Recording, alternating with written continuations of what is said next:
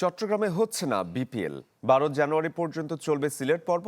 পরিস্থিতি বিবেচনায় এমন সিদ্ধান্ত নিতে হয়েছে দাবি করে চট্টগ্রামবাসীর কাছে দুঃখ প্রকাশ করেছেন গভর্নিং কাউন্সিল সদস্য সচিব।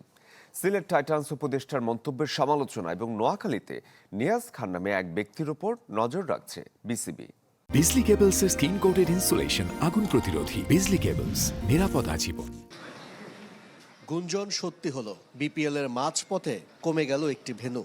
চট্টগ্রামে হচ্ছে না এবারের আসরের কোনো ম্যাচ। বর্তমানে দেশের পরিস্থিতি আর ব্রডকাস্টারদের ইচ্ছায় এমন সিদ্ধান্ত নিতে বাধ্য হয়েছে দাবি বিপিএল গভর্নিং কাউন্সিলের। তার জন্য চট্টগ্রামবাসীর কাছে দুঃখ প্রকাশ করেছে বিসিবি। আমরা আসলেই দুঃখিত। চিটাগংয়ের সমর্থক, দর্শক বলেন এবং ম্যানেজমেন্ট বলেন, তারা ওনারা রেডি করে ফেলেছিল সব কিছু, কিন্তু সিলেটে নিয়ে আসছি। 12 জানুয়ারি পর্যন্ত চলবে সিলেট পর্ব।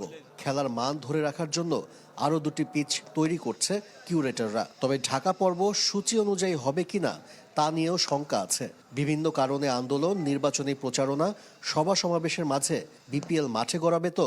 বিপিএলটা আপনার এত স্বল্প সময়, আমরা আপনাদের সবাই সহযোগিতায় আমরা এখন পর্যন্ত মোটামুটি ঠিক থেকে চলছে।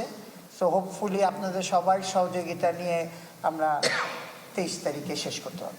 এসবের মাঝেই সন্দেহজনক উপস্থিতি দেখা দিচ্ছে বিপিএলে। মাঠের খেলায় ধুঁকতে থাকা নোয়াখালী এক্সপ্রেসের কোচিং স্টাফে যুক্ত হয়েছেন নিয়াজ নামে এক ব্যক্তি। নিজেকে আফগানিস্তান ক্রিকেটের উন্নয়নের কারিগর পরিচয় দিলেও সেই দেশের ক্রিকেট বোর্ডের কাছে তিনি অপরিচিত। বিসিবিও ইস্যুটি আমলে নিয়েছে। এটাই সিরিয়াসলি অলরেডি অ্যালেক্স মার্শালের ইন্টিগ্রিটি টিমের কাছে গেছে। সিলেট টাইটান্সের উপদেষ্টা ফাহিম আল চৌধুরীর করা বিপিএল নিয়ে অসম্মানজনক মন্তব্যের তীব্র নিন্দা জানিয়েছে বিসিবি। এই unwanted comment is not acceptable. Ashrik Rudra, channel 24, Sylhet.